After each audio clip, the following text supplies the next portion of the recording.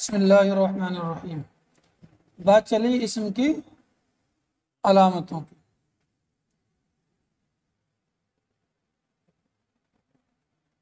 اسم کی علامتوں میں سب سے پہلی علامت انہوں نے بیان کی اخبار عنہ کا صحیح ہونا۔ کیا بیان کی؟ اخبار عنہ کا صحیح ہونا۔ اب ظاہر سی بات تو بیان اخبار عنہ کہتے کسے ہیں، کیا مطلب ہے اخبار عنہ؟ تو اس کے اخبار عنہ کے معنی بیان کرتے ہیں۔ وَمَعْنَى الْإِخْبَارِ عَنْهُ أَنْ يَكُونَ مَحْكُومًا عَلَيْهِ لِكَوْنِهِ فَاعِلًا أَوْ مَفْعُولًا أَوْ مُبْتَدَأً۔ تو اخبار عنہ کا مطلب وہی ہے کہ کوئی اسم مسند الیہ ہو۔ میں نے اس دن بتایا مخبر عنہ، مسند الیہ، محکوم علیہ اور منطق میں موضوع سب ایک ہی بات ہوتی ہے۔ مسند الیہ کیا کیا چیزیں ہوتی ہیں؟ فاعل مسند الیہ ہوتا ہے، تو مسند الیہ ہے تو مخبر عنہ بھی ہے، محکوم علیہ بھی ہے۔ مبتدا جو ہے وہ مسند الیہ ہوتا ہے، اور جب مبتدا مسند الیہ ہوتا ہے تو محکوم علیہ بھی ہے، مخبر عنہ بھی ہے۔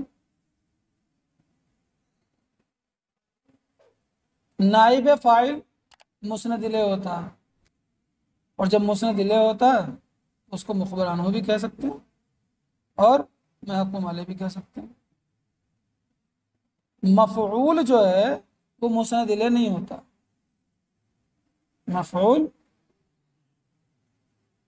لیکن نائب فاعل کو مفعول ما لم یسمى فاعلہ کہتے ہیں۔ کیا کہتے ہیں؟ کیونکہ نائب فاعل جو ہوتا ہے وہ حقیقت میں مفعول ہوتا ہے۔ نائب فاعل کا مطلب یہ ہوتا ہے کہ فاعل کو حذف کر دیا، فعل کی معروف سے مجہول کر دیا، اور جو مفعول ہے اس کو فاعل کے قائم مقام کر دیا۔ تو نائب فاعل جو ہوتا ہے وہ حقیقت میں کیا ہوتا ہے؟ مفعول ہوتا ہے۔ اس لیے نائب فاعل کو کیا کہتے ہیں؟ مفعول ما لم یسمى۔ اب مفعول ما لم یسمى فاعلہ کا معنی کیا ہوتا ہے؟ جب اس کی بحث آئے گی تو وہاں چلیں گے۔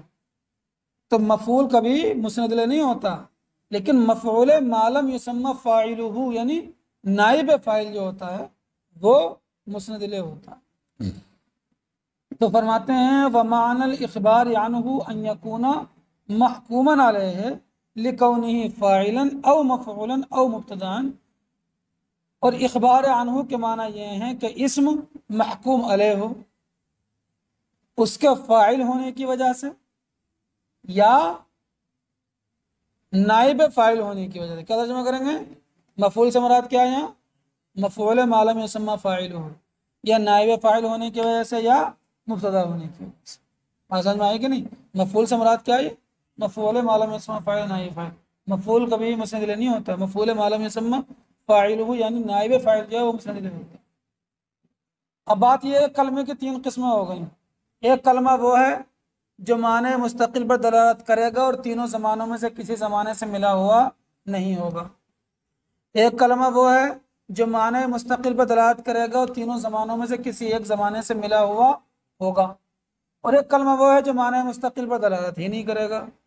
تو وہ کلمہ جو معنی مستقل پر دلالت کرے اور تینوں زمانوں میں سے کسی زمانے سے ملا ہوا نہ ہو اس کو کیا کہتے ہیں؟ اسم کہتے ہیں۔ اب سوال یہ ہے کہ وہ کلمہ جو معنی مستقل پر دلالت کرے اور تینوں زمانوں میں سے کسی زمانے سے ملا ہوا نہ ہو تو اس کا نام جو ہے وہ اسم کیوں رکھا گیا؟ اس کا فعل رکھ دیتے۔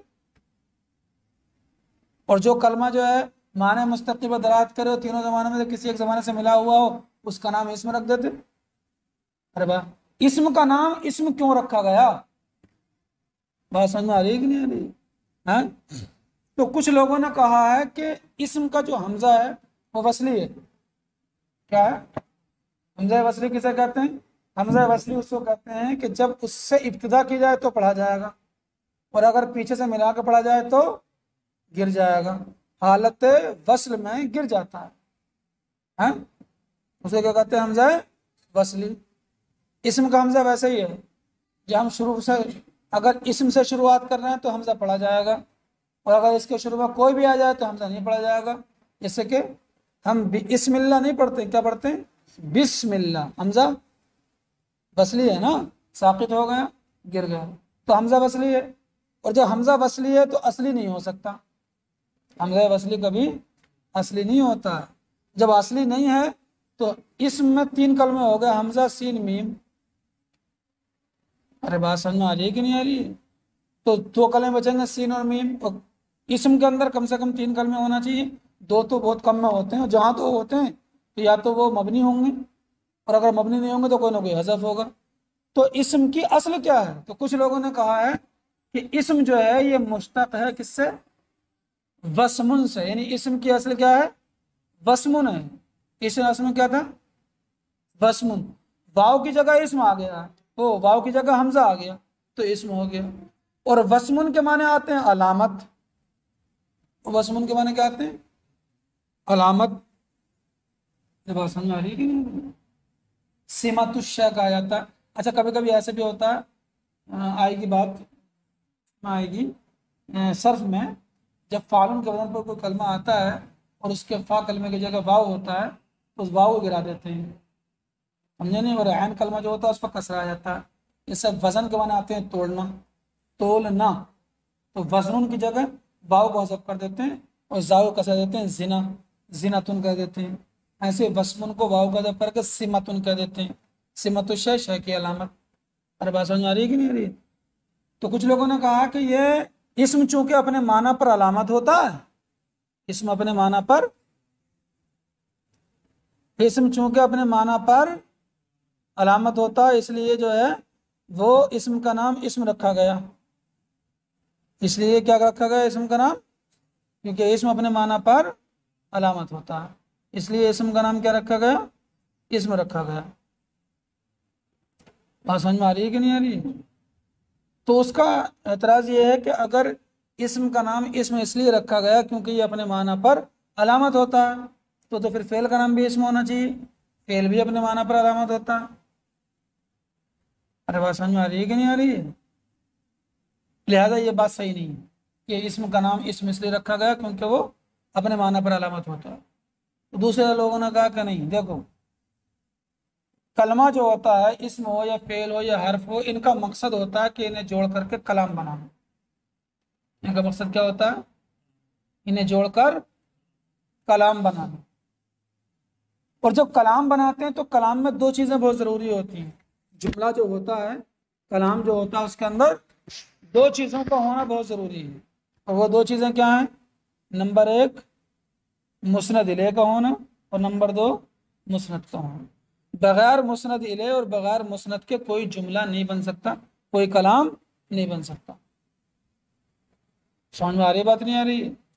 اب حرف ہے وہ نہ مسند ہوتا ہے نہ مسند الیہ ہوتا ہے، فعل ہے وہ مسند ہوتا ہے لیکن مسند الیہ، اور اسم مسند بھی ہو سکتا ہے اور مسند الیہ بھی ہو سکتا ہے۔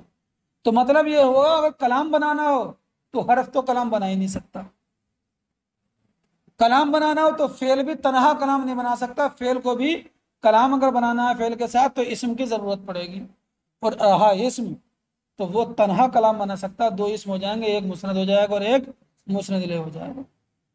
تو ان میں سب سے بڑا کون ہوا؟ ارے اسم ہوا کہ نہیں ہوا؟ وہ تنہا، وہ کسی کا محتاج نہیں، وہ تنہا کلام بنا سکتا ہے، فعل اسم کا محتاج ہو، حرف تو نہ مسند ہوتا نہ مسند الیہ۔ تو کہتے ہیں کہ اسمن جو ہے یہ اصل میں بنا ہے سمون سے، کس سے؟ سین میم واو آخر میں تھا، واو آخر سے واو کو حذف کر دیا، شروع میں حمزہ وصلی بڑھا دیا، اسمن ہو گیا۔ اور سمون کے معنی آتے ہیں سما یسمو کے معنی آتے ہیں بلند ہونا، کیا آتے ہیں؟ بلند ہونا۔ تو چونکہ اسم جو ہے، اچھا دیکھو ہم نے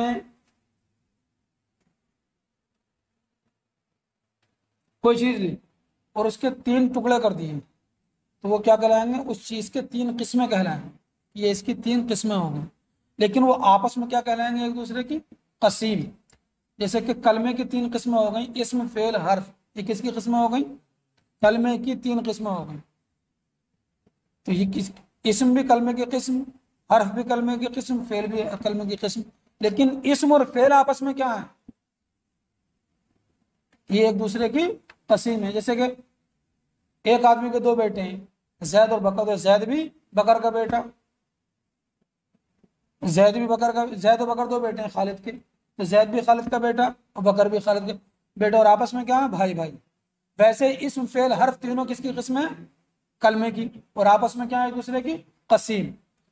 تو اسم جو ہوتا ہے اپنی دونوں قسیموں یعنی فعل اور حرف سے بلند ہوتا ہے، کیونکہ اسم تنہا کلام مرکب کر سکتا ہے جبکہ فعل تنہا نہیں کر سکتا، حرف نہیں کر سکتا۔ بات سمجھ میں آئی کہ نہیں؟ تو بلند ہونے کی وجہ سے اسم کا نام اس میں رکھا گیا، کیونکہ اسم مشتق ہے کس سے؟ سمون سے، اور سمون کے معنی کیا آتے ہیں؟ بلند ہونا۔ چلیے، وہ یسمى اسمن، اور اس کا نام اسم رکھا گیا لسموه علی قسیمیہ، اس کے بلند ہونے کی وجہ سے اپنی دونوں قسیموں پر۔ قسیم مطلب اسم فعل، حرف و فعل ہو گئے۔ لا لکونی مطلب اس لیے نام نہیں رکھا گیا کہ وہ وصفن المعنی اپنے معنی پر علامت ہے، معنی پر علامت ہونے کی وجہ سے نام نہیں رکھا گیا، ورنہ تو فعل کا نام بھی اسم ہوتا ہے، وہ بھی تو اپنے معنی پر علامت ہوتا ہے۔ چلیے، بات ختم ہو جاتی ہے۔ اب یہاں سے شروع ہوتا ہے حرف کی فعل کی تعریف شروع ہوتی ہے۔ حد الفعل، وہ حد الفعل اور فعل کی تعریف۔ فعل کی تعریف کرتے ہیں کلمۃ تدل علی معنی فی نفسها دلالۃ مقترنۃ بزمان ذلک المعنی۔ فعل وہ کلمہ ہے جو دلالت کرے ایسے معنی پر جو اسی کلمے کے اندر ہوتے ہیں، مطلب اس معنی پر کلمے کو دلالت کرنے میں کسی دوسرے کلمے سے ملنے کی ضرورت نہیں ہوتی ہے، جس کو ہم کہتے ہیں معنی مستقل۔ تو ہم ترجمہ کریں گے فعل وہ کلمہ ہے جو معنی مستقل پر دلالت کرے، ایسی دلالت جو دلالت ملی ہوئی ہوتی ہے اس معنی کے زمانے سے۔ اس معنی کے زمانے سے مطلب جس زمانے میں وہ معنی واقع ہوتے ہیں وہ زمانہ بھی بتاتا ہے کلمہ۔ فعل وہ کلمہ ہے جو معنی مستقل پر دلالت کرے، ایسی دلالت جو اس معنی کے زمانے سے ملی ہوئی ہو، جیسے ضربہ یہ بتاتا ہے مارنا گزشتہ زمانے میں واقع ہوا، یضرب یہ بتاتا ہے کہ مارنا زمانہ حال میں ہے یا مستقبل میں ہوگا، اضرب یہ بتاتا ہے کہ یہ مارنا زمانہ مستقبل میں ہوگا۔ وہ علامت ہو، اور فعل کی علامت کیا ہے؟ ان یصح الاخبار به، کہ اس کا اخبار بھی ہونا صحیح ہوگا، لا عنہ اخبار عنہ ہونا صحیح نہیں ہوگا، یعنی اس کا مسند بننا صحیح ہوگا، مسند الیہ نہیں۔ تو فعل کی علامت ہے کہ اس کا مسند بننا، مسند ہو یہ ضروری نہیں لیکن مسند بننا اس کا صحیح ہو، سمجھ گئے کہ؟ اور جب بھی ہوتا ہے فعل مسند ہی ہوتا ہے۔ چلیے، اور مسند بھی کہتے ہیں،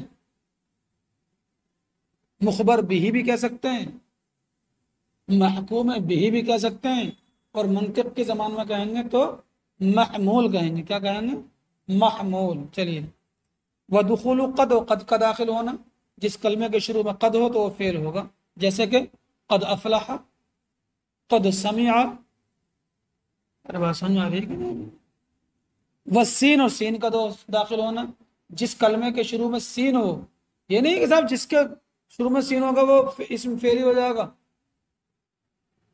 ارے بات سمجھ میں آ رہی ہے کہ نہیں آ رہی ہے؟ اب کسی کا نام سلمہ آ گیا، اس کے شروع میں تو سین آ گیا۔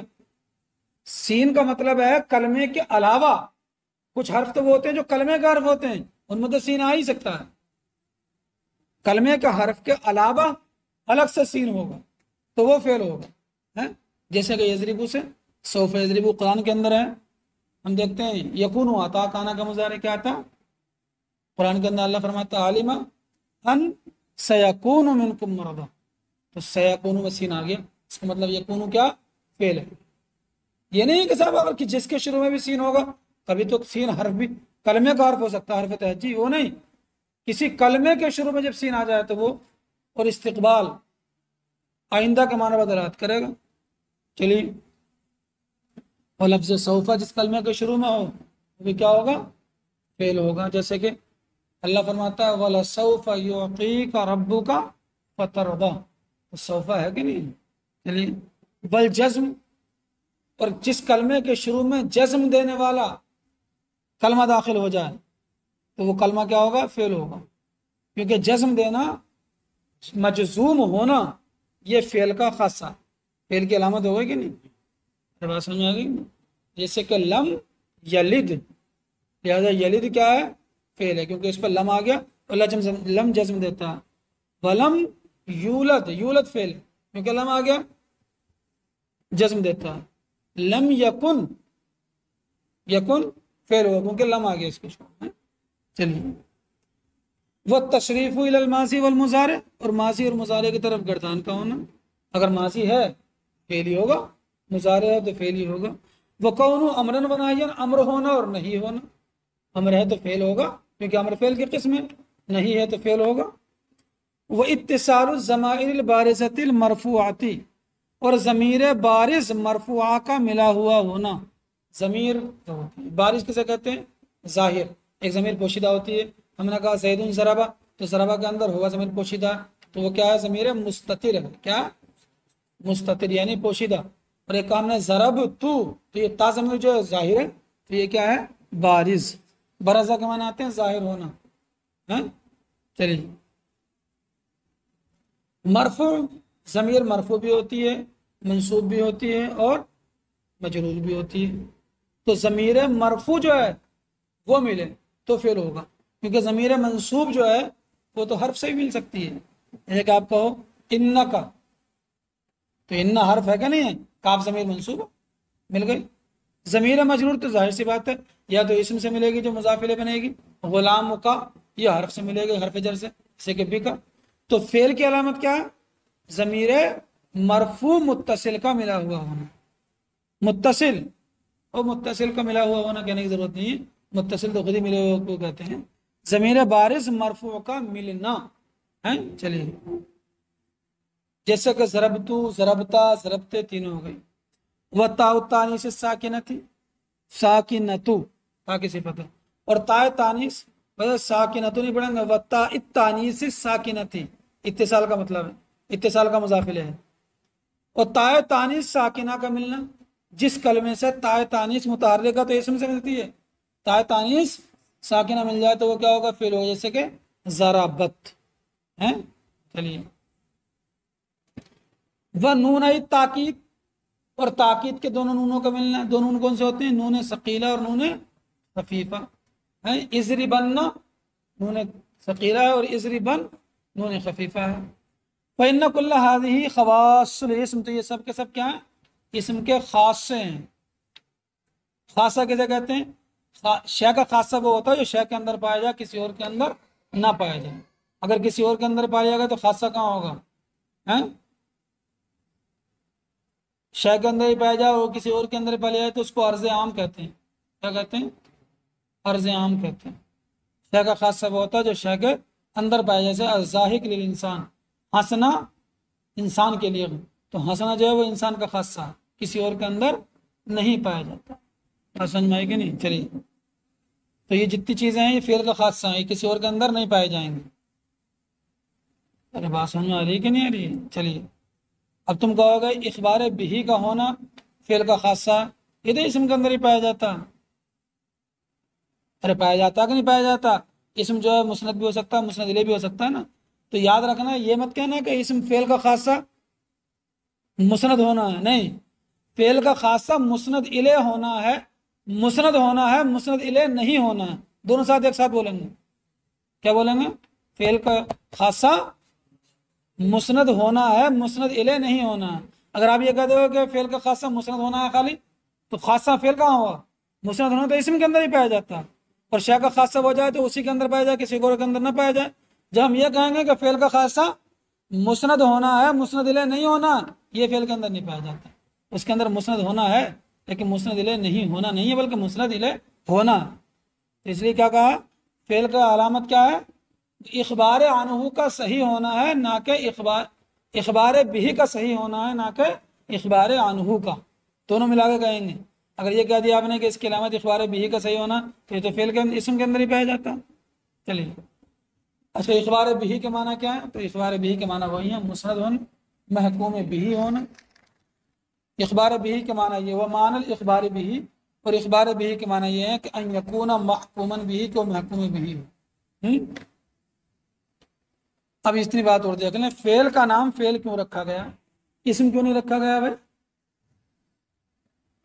ارے بات سمجھ میں آ رہی نہیں؟ تو یاد رکھنا فعل، اچھا سمجھنا اس کو، فعل 3 چیزوں پر دلالت کرتا ہے. کتنی چیزوں پر؟ نمبر 1، فعل بتاتا ہے معنی مصدری کو. کس کو بتاتا ہے؟ مارنا.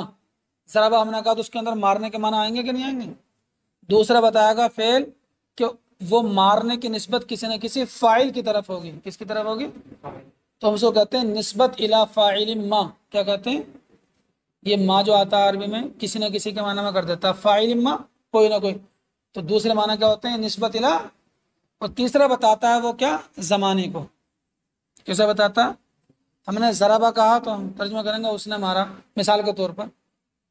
تو اس نے 3 چیزیں بتائی، مارنا بتایا، یہ بتایا کہ زمانہ ماضی میں تھا، اور یہ بتایا کسی نہ کسی فاعل کی طرف اس کی نسبت ہے. تو فعل بنتا کس سے؟ مصدر سے. فعل کس سے بنتا ہے؟ تو مصدر جو ہوا وہ فعل کی اصل ہوا. ارے جس سے کوئی چیز بنے گی وہ اصل ہوگی نہیں ہوگی؟ تو مصدر اصل ہوا، فعل اس کی فرع ہوا. تو مصدر سے بنتا ہے کون؟ فعل. تو فعل کیا؟ فرع ہوا، اور مصدر کیا ہوا؟ اصل ہوا. اور لغت میں مصدر کو فعل کہتے ہیں. اور کرنے کو کیا کہتے ہیں؟ فعل کہتے نہیں کہتے ہیں کرنے کو؟ کام کہہ دو یا فعل کہہ دو. اس کے بڑی بد فعلیاں کرتا، تو فعل بد فعلی مطلب برے کام کرتا ہے نہیں کرتا ہے. تو فعل کا نام فعل رکھا گیا اس کے اصل کے نام سے. اور اصل کیا ہے؟ مصدر. اور مصدر کا نام کیا ہے؟ ارے مصدر کو لغت میں کیا کہتے ہیں؟ فعل ہی کہتے ہیں. وہ یسمى فعلا. اور اس کلمے کا نام کون سے کلمے کا؟ کہ جو معنی مستقل پر دلالت کرے اور تینوں زمانوں میں سے کسی زمانے سے ملا ہوا ہو، اس کلمے کا نام فعل رکھا گیا. کیوں؟ بھی اس میں اصلی ہی اس کے اصل کے نام سے. اور اصل کیا ہے؟ ارے فعل مصدر سے تو بنتا ہے، اور وہ مصدر ہے. لأن المصدر هو فعل الفاعل حقیقتاً. اس لیے کہ مصدر ہی تو فاعل کا فعل ہوتا ہے حقیقتاً. ارے فاعل جو ہے وہ مصدر ہی کو تو کرتا ہے. ضرب تمہیں ضرب زید نے، زید نے کیا کیا؟ ضرب. مصدر کو ہی تو کیا، مارنے کام کو کیا نہیں کیا. بات ختم ہو جاتی ہے. یہاں سے اب حرف کی تعریف شروع ہوگی. بات ختم.